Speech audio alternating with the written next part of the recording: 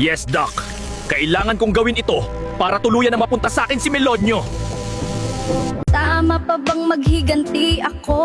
Napapagod na ko, gusto ko na lang i-enjoy tong bagong ako. Sa tingin mo ba, Pininya, magpapatalo ako sa'yo? Gagawa ako ng paraan para tuluyan ka nang mawala sa buhay namin ni Melonyo. Siguraduhin niyong mawawala yang si Pininya dito sa resort. Hindi na sila pwedeng magkita pa ni Melonyo. Wala ka nang kawala. Sumama ka ng tahimik kung ayaw mong masaktan pa.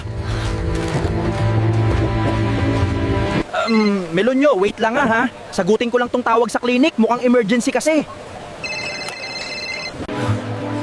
Sigurado ba kayo na wala na si Pininya sa resort?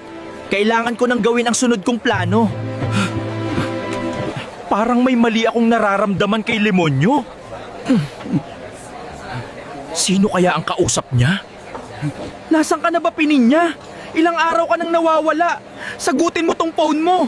Nag-aalala na ako sa'yo.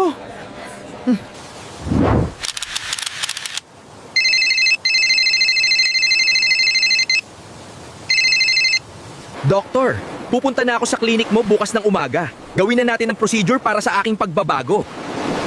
Limonyo, mababa lang ang success rate ng procedure natin. Sigurado ka na ba dito? Yes, Doc. Kailangan kong gawin ito para tuluyan na mapunta sa akin si Melonyo. Ano kayang pagbabago ang mangyayari kay Limonyo? Mag-like at follow for next part.